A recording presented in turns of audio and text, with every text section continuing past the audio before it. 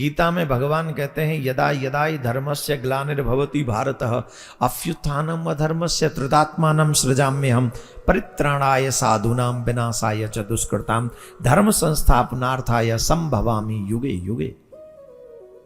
मैं धर्म की स्थापना के लिए आता हूं। किसके लिए आते हैं? धर्म की स्थापना कहां से होती है? मंदिरों से, गौओं से, ब्राह्मणों से, संतों से, महात्माओं से। ये धर्म के स्थान हैं जहां से धर्म की रक्षा होती है। क्या होती है?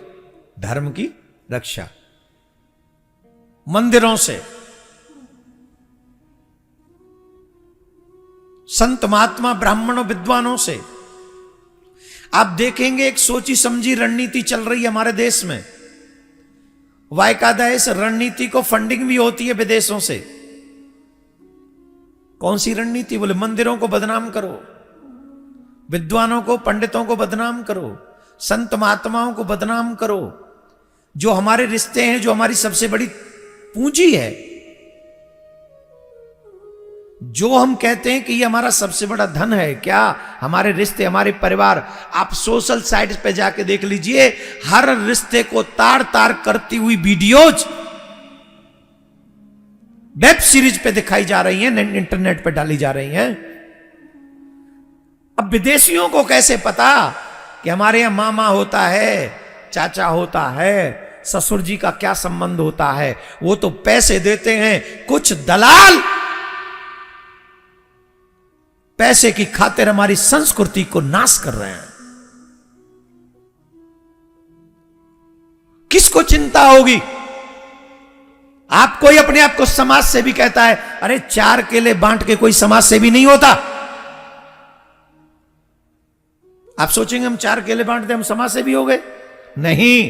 समाज को जो गलत दिशा दिखाई जा रही है, उन राक्षसों की नकेल को टाइट करना पड़ेगा, नसना पड़ेगा, तब जाके समझेंगे कि हम सब लोग समाज सेवी हैं। जो चीज मुझे दिख रही है वो आपको नहीं दिख रही। कजन सिस्टर्स, ससुर और बहू, भाभी और देवर, मामा और भांजी,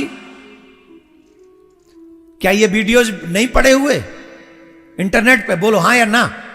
ऐसा नहीं जब मुझे पता है यहां बैठ के तो तुम्हें भी पता ही होगा।